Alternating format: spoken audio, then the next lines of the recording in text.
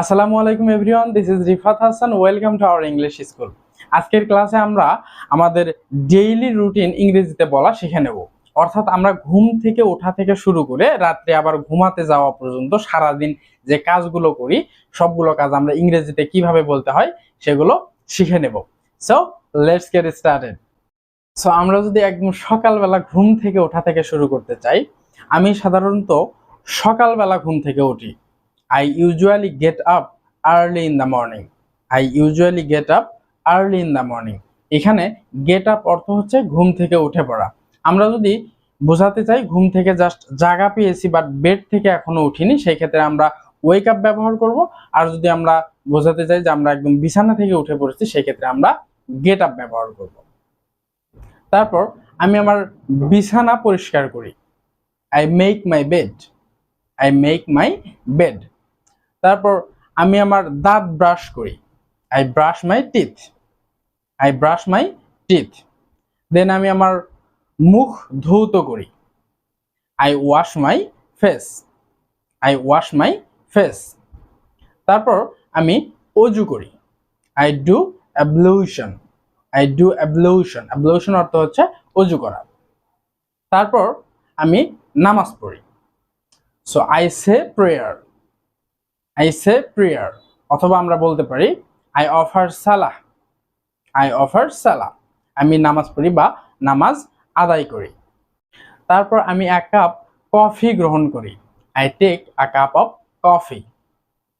আমরা যদি কেউ কফি নিয়ে খেয়ে কেউ যদি চা খায়, সেই ক্ষেত্রে সে কিন্তু কফির জায়গায় চা বসিয়ে দেবে, অর্থাৎ টি। I take a cup of tea. আমি চা গ্রহণ করি বা চা খাই। তারপর আমি আমার মোবাইল ফোন ব্যবহার করি। I use my mobile phone. কেউ যদি মোবাইল ফোন ব্যবহার না করে বই পড়ে, সেই ক্ষেত্রে বলবে আই রিড বুক। তারপর আমি নাস্তা করি। I take breakfast. I take breakfast. আবার যদি আমরা বলতে চাই আমি আমার পরিবারের সদস্যদের সাথে সকাল 9টায় নাস্তা করি, সেই ক্ষেত্রে কিন্তু আমরা বলবো I take breakfast with my family members at 9 AM. So আমরা সময়ের আগে অ্যাট ব্যবহার করব সবসময়। তারপর আমি আমার কাপড় পরিবর্তন করি। I change my dress. I change my dress. দেন আমি আমার স্কুলের পোশাক পরিধান করি, অর্থাৎ স্কুলের ইউনিফর্ম পরিধান করি। I put on my school's uniform. এখানে কিন্তু পুট অন মানে পরিধান করা, কাপড় পরিধান করা। আর পুট অফ অর্থ হচ্ছে খুলে ফেলা। আমি যদি বলতে চাই আমি শার্ট খুলে ফেলি, আই পুট অফ শার্ট। আর I put off my shirt, আমি আমার শার্ট খুলে ফেলি।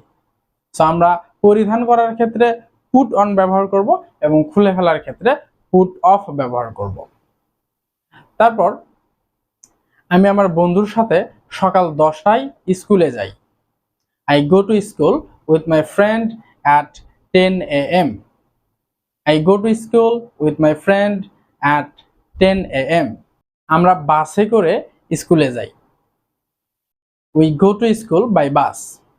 সো আমরা কিন্তু বাসের জায়গায় যেটিতে করে যে জায়গায় যাই, সেটি কিন্তু জায়গাটির নাম আবার যে সেই ভেহিকেলের নাম আমরা বসিয়ে দিয়ে নিজেদের মতো আমরা সাজিয়ে নেব।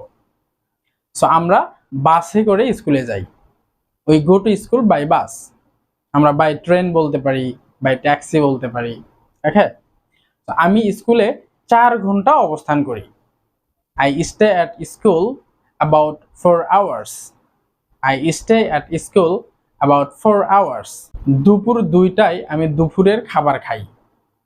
I have lunch at 2 PM. I have lunch at 2 PM. এখানে হ্যাভ অর্থ কিন্তু খাওয়া। হ্যাঁ, হ্যাভের অনেকগুলো অর্থ হয়। তারপর বেলা 3টায় আমি বাড়ি ফিরে আসি। I return home at 3 PM. I return home at 3 PM. দেন বাড়ি এসে আমি আমার পোশাক পরিবর্তন করি। I change my dress. I change my dress. দেন আমি গোসল করি। I take a bath. I take a bath. তারপর আমি আমার বন্ধুদের সাথে বাইরে যাই।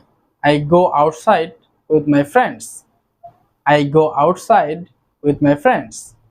আমি সাধারণত বিকেলে ফুটবল খেলি। I usually play football in the afternoon. I usually play football in the afternoon. আমি সন্ধ্যা 6টায় বাড়ি ফিরে আসি। I return home at 6 p.m. I return home at 6 p.m. আমি 7টায় পড়াশোনা শুরু করি। I start studying at 7 p.m. I start studying at 7 p.m. এখানে খেয়াল রাখবেন স্টার্টের পর কিন্তু যে স্টাডির সাথে আইএনজি যুক্ত হয়েছে, অর্থাৎ স্টার্ট স্টাডিং হয়েছে। কারণ স্টার্ট এবং স্টপ এই দুটি শব্দের পর যখন কোনো ভার্ব আসে আমরা ভার্বের সাথে আইএনজি যুক্ত করে দেব। এটা একটি নিয়ম। স্টার্ট রিডিং পড়া শুরু করো, স্টার্ট রাইডিং লেখা শুরু করো। স্টার্ট রিড বললে কিন্তু ভুল হবে। সিমিলারলি স্টপের ক্ষেত্রেও স্টপ টকিং কথা বলা বন্ধ করো, স্টপ টক বলা যাবে না। সো আমরা যখন বাক্য তৈরি করবো তখন এই ছোট ছোট বিষয়গুলো কিন্তু আমরা খেয়াল রাখবো। আমি 10টা পর্যন্ত পড়াশোনা করি। I study till 10 p.m. I study till 10 p.m.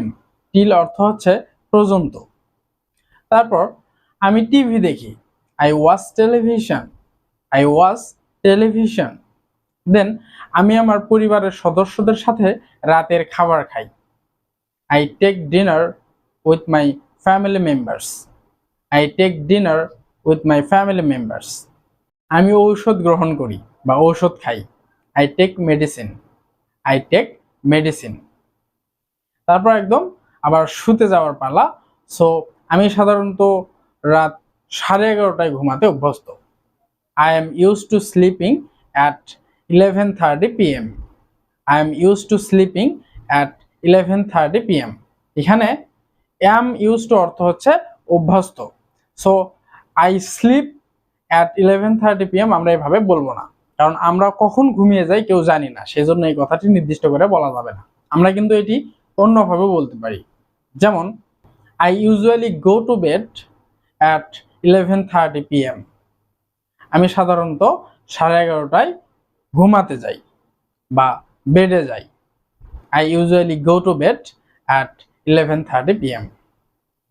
So আজকের এই ছোট্ট ভিডিওটি থেকে আমরা সারা দিনের যে কাজগুলো করি সেগুলো আমি একটি ফরম্যাটের মাধ্যমে দেখিয়ে দেওয়ার চেষ্টা করেছি কিভাবে আমরা বলতে পারি। সো আপনারা কিন্তু এগুলো নিজেদের মতো করে সাজিয়ে নেবেন। আমি হয়তো বা স্কুল দেখিয়েছি, আপনি অফিস দেখালেন, বা আপনি যেখানে কাজ করেন ব্যাংকে বা বিভিন্ন আপনি যেখানেই করেন না কেন সেখানে। আমরা বাসে চড়ে যাওয়া দেখিয়েছি, আপনি হয়তো ট্রেনে যান, ট্রেন বসিয়ে দিবেন। হ্যাঁ, এই ধরনের আমরা কিন্তু একটু প্লাস মাইনাস করে আমাদের নিজেদের মতো করে সাজিয়ে নেব। ভিডিওটি কেমন লাগলো কমেন্ট করে আপনাদের মতামত জানাবেন, এবং আমাদের পরবর্তী ভিডিওগুলো সবার আগে পেতে আমাদের চ্যানেলটি সাবস্ক্রাইব করে রাখবেন। আজকের মতো এখানে শেষ করছি, দেখা হবে পরবর্তী কোনো ভিডিওতে। ততক্ষণ ভালো থাকবেন, সুস্থ থাকবেন। আল্লাহ হাফেজ।